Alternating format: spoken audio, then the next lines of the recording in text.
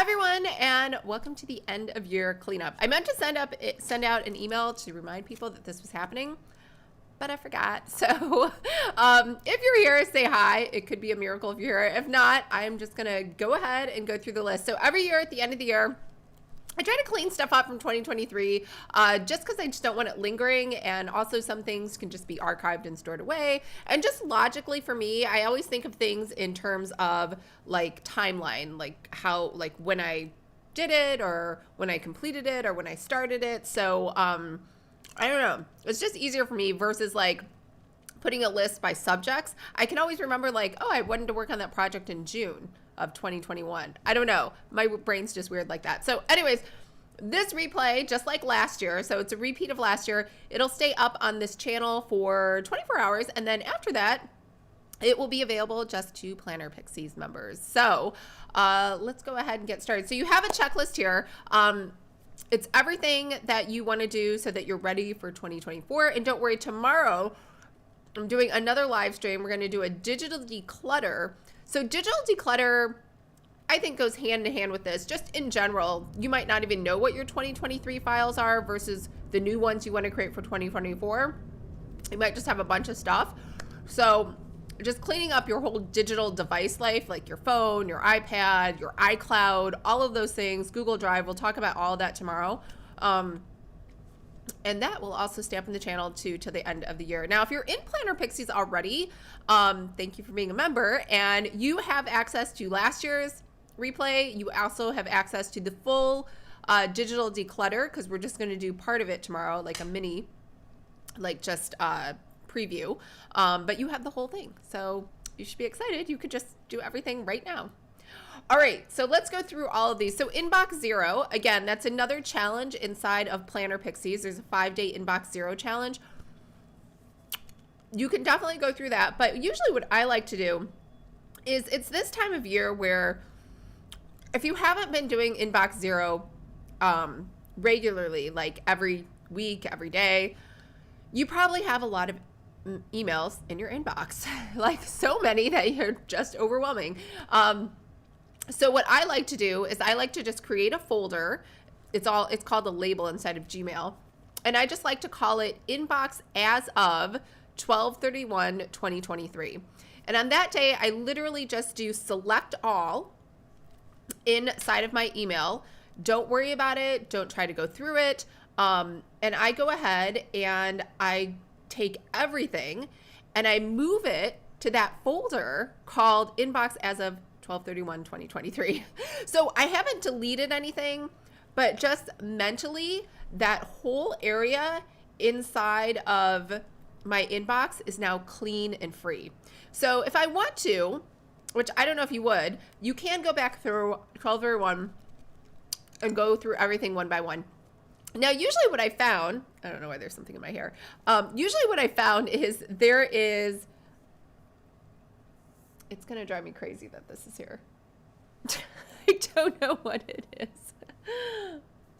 All right. I think it's a piece of dust. Okay. So if you are like me, you will probably do, like take everything and you won't even look through it again.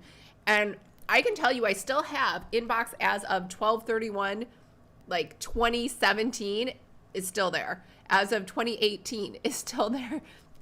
They're all there, and I've never gone through them, and I've never missed them, and it hasn't been a big deal. So definitely just move it all out. Now, if you are someone who does, you have primary, promotions, social updates, all of those things in your inbox, like Gmail tries to like separate things for you, go through and do the same thing for each of those areas. Now, when you do inbox zero, which I highly recommend, you won't even have that. You'll just have one inbox, because inbox zero teaches you to stop doing that, because it's basically like, you know, in your house, there's like an area where you walk by it and it's like a shelf, and you put mail there, and then you put magazines there, and then you put packages there, and then all of a sudden it's just overrun with stuff, and you no longer have like a free open space to like put things on. And that's kind of what happens with those promotions, socials, those other tabs. They just keep collecting and collecting junk. So in inbox zero, we talk about getting rid of that. So that's like no longer a thing. Cause it was almost like I don't want to say an addiction, but it was almost like I looked forward to like looking into the promotions tab. Like when I wanted to procrastinate, I'm like, oh, let me just see what's on sale today. Or in the updates tab, I'm like, oh, maybe people have really important updates that I need to check out, which they never do. So this way, everything's in inbox zero, and you don't have to worry about it. So the second thing you want to do is clean up your files. So here's how my files are arranged. So I have a labeling system where, like I said, logically, the way my brain works is it works by years. So I know every single project that I worked on, and I didn't start this system until 2017. That's why there's a folder called pre-2017, because it had all the years prior. So if you're just starting this out, you might have a folder that's called pre-2024, and you just take everything and you just put it in there. And maybe you go through and sort it later, maybe you don't. But this way, if I need to search for anything, and I think there's like an important file, which 9 times out of 10 there isn't, it'll be in there. So this way, every single year after that then is 2017. Everything I worked on is in that year. 2018, everything I worked on is in that year. Now in here, what I do is it's reverse. The way that Google puts your files is the name, it goes in order, right? So 0, and then 1, and then 2, and then 3. It's nothing hard. I number all of these. Instead of saying 2017, 2018, 2019, I give all of these folders like a chronological number. So I renumber these at the end of the year. So 2022, I'll move to the bottom, and I made that folder number 7. So I always want the 1- folder to be whatever the most current year is. So like for this year, I'm going to make it 1-2024, and then I'll move the 2023 folder down to the bottom. Now, if you have ongoing tasks, because it's highly unlikely that you have, I mean, if you did, good for you, that you finished every single thing that you needed to this year on December 31st. But if not, what you want to do is you want to take all of your ongoing projects and just go ahead and move them over to 2024. That is okay. So inside of your 2024 folder should only be the things from 2023 that are still ongoing. Not things you need to reference, and not things that you might want to check on, just things that you still need to actually work on. So in mine, you can see what I did is I had book titles and covers, writing, Card Deck Academy, website copy, Upwork, updated 2024 planners. So these were all things that I needed to carry into the next year. The next thing you want to do is take a look at your phone. I know, so scary, right? So my phone has been using up a lot of data, and it's because I just love taking pictures of my cat. I just think he's so cute and so adorable. Everything he does, I think is so precious. I need to like save it for a moment. And I just have one cat. So I imagine if you are somebody with children, probably everything your children do or say you think is adorable and cute, and you need to take a picture of it, or you need to take a video of it, and you probably have a million things there of all of your kids. So this is a first area to probably look at because it probably takes up the majority of your data. And you might want to just download it and store it somewhere in an external drive. I don't know. Just because for me, I know like once I need to like reference a photo, like sometimes I take a screenshot of my driver's, my car license plate, right? Because nowadays when you pay for parking, it's no longer like a meter. You have to like digitally enter your car license plate, and that's how they confirm that you've paid to be in that spot or in that lot or whatever.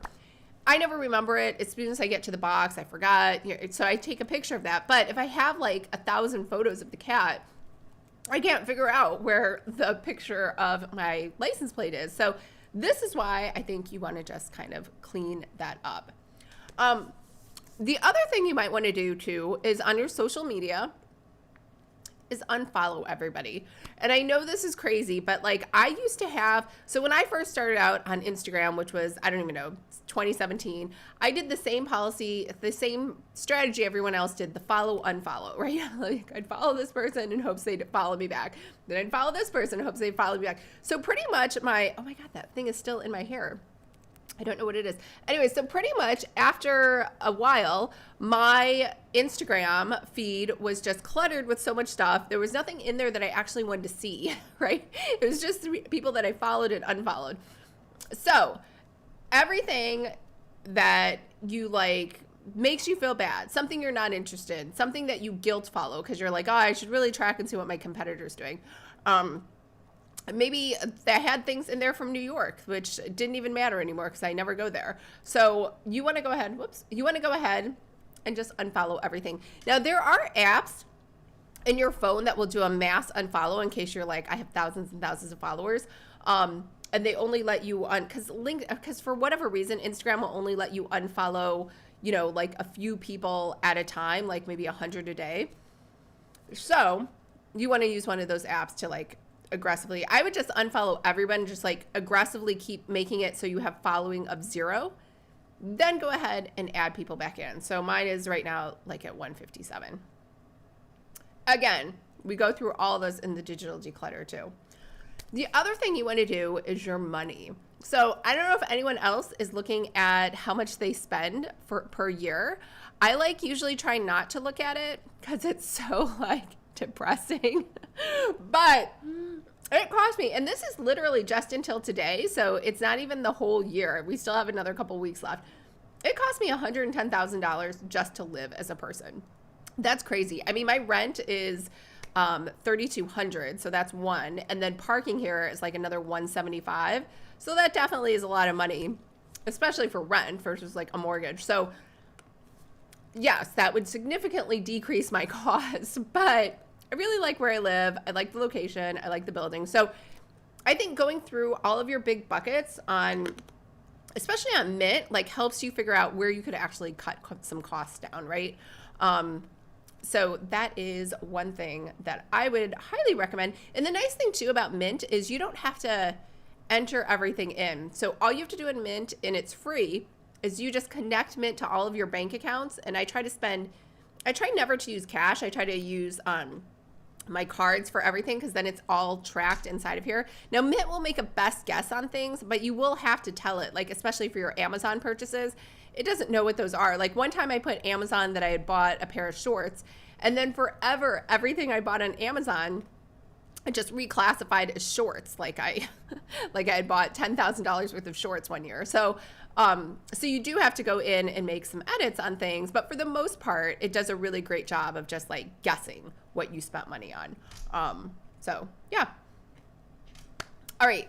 Cancel any subscriptions you don't need. So there was for some reason and I think it was during COVID, I was just like bored and I wanted something new. And so, and there were no even TV shows to watch. So I started subscribing to magazines like crazy. Like there was this time where I was like, I never want to read another magazine again. And I unsubscribed from everything. And then I was like, it'd been years. And I was like, I kind of miss having magazines to like flip through and look through things, right? And so I ordered a bunch of magazines. And then what happened, which inevitably happens with all magazines, I get them. I don't have time to read them. I throw them onto like a shelf in the house or on the kitchen table or next to the couch, and they just sit there. And then the next month, before I even read that magazine, the next magazine has come in and it's another magazine that I don't have time to read. And it's the same thing with the Kindle. So I have Kindle Unlimited and they have like 3 magazines per month you can read, and I still don't even manage to read 3 magazines. It's really weird because I like magazines in theory, but clearly I don't watch them. So I would go ahead and cancel your any of your magazine subscriptions. If you're truly reading them, then keep them. And then check, because if you have Kindle Unlimited, that is like, I think it's like $9.99 a month. And then that gives you 10 books that you can read at any given time, and also 3 magazines. So depending on whether or not they're in Kindle Unlimited, you might have magazines that you like that are already in there. And you could just read them that way. There's also, I don't know if they've cracked down, but if you go to Issuu, ISSW, Issuu, it's like a magazine PDF repository. For a while there, everybody was uploading PDFs to there. of magazines. And so like pretty much every magazine that I was paying for, you could read for free on issue anyway. So they just don't have a copyright police there. Not that I'm advocating illegal magazine downloads, but they were all out there for free. So if they are, maybe they had a deal or something. So I would go ahead and check there as well. Money. It says money. Oh, okay. So notification. So whenever you have a recurring payment, you want to set up a notification for yourself. So I do a 3-step process. I have a Google Calendar. So I put a note into Google Calendar, like let's say my car insurance, right? So the car insurance, I set it up so it auto debits because I never want to be without car insurance. However, sometimes if I've just paid rent, I might not have the cash in there. So, you know, I need to have a reminder to myself like, hey, you need to leave $600 in there because it's going to pull out the 6-month whatever car insurance payment. So I get a notification to my email, I get a notification on Google Calendar, and so I never miss it. The second thing I do is I put it in ClickUp.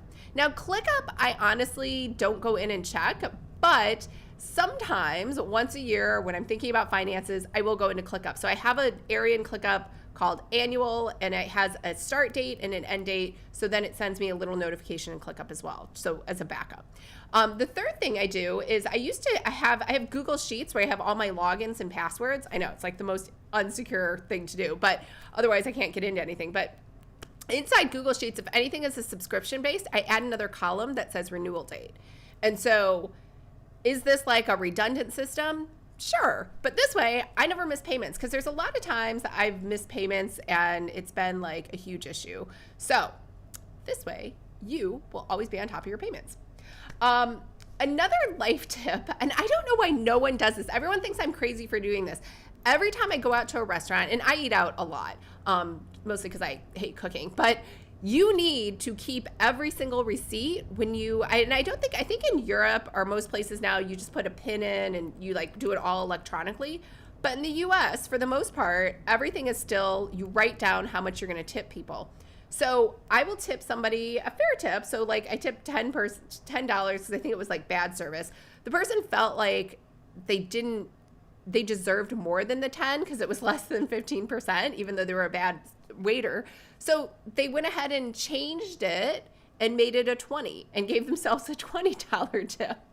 So if you are not keeping your receipts, you are not going to be able to track that. Now, what happens to me 9 times out of 10 is I will find it, I'll send it into the restaurant, and then the manager will actually send me a gift card as a thank you for bringing this to their attention. So 1, you're going to save money, and 2, usually they're thankful. The manager will send you like money. But for sure, you should be tracking all of your receipts that have this variable item where a wait staff can like enter numbers in. It's just crazy to me that no one's doing that. Okay. So there is another challenge inside of Planner Pixies called the No Spend Challenge. So if you are like, hey, it's a great time. If you were like me and you're like, wow, can't believe I spent that much money this year on Mint. It might be a great time to go through the No Spend Challenge and just see where you're at and see if you can and the No Spend Challenge is more about not really reducing money, but just seeing if you can live without it. So like, could I live without takeout? Yeah, I could, but I'd be probably miserable, but I could do it, right? Like, and maybe it's just a matter of doing it for a while and maybe I won't even notice and I can just keep doing that forever. It's getting warm in here. So, you know, that is, again, another challenge you could try out. All right, so the declutter challenge, and this is more just, I think that's a regular just stuff challenge, but here's what I would do. I would do inbox 0. I would do the digital declutter, do your file cleanup, do your money audit, and then do all of the full challenges. And then you are pretty much done and set to like put 2023 behind you. I'm not big into the 2023 reflection or the year-end reflection just because I feel like it's over, it's done.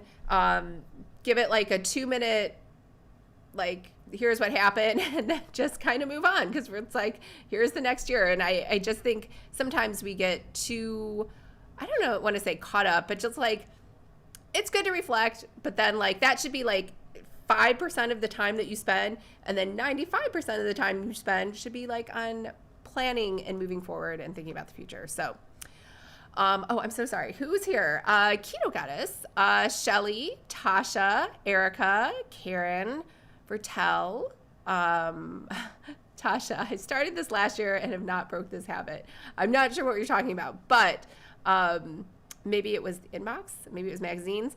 Karen, I need to retake the Inbox Zero Challenge inside Planner Pixies ASAP. All right, I hope everyone's having a great Tuesday, and I hope this helped you to like think about cleaning out your files and getting everything pushed to the side. Remember, not deleted, but just kind of archived so that you can move on to a fresh slate for 2024. And hopefully it's getting you excited about all the new projects when you do your, I know I get excited when I create all the folders for the new year. So I will see you tomorrow for just a preview of the digital declutter. And after that, if you want to watch the whole digital declutter, you can join Planner Pixies. And that'll be it, I think, for the week. Is that it? No, there was something else I had planned. Clearly, it was like so important, I forgot. But I will announce it tomorrow. Make a post-it note for myself. All right. Bye, everyone.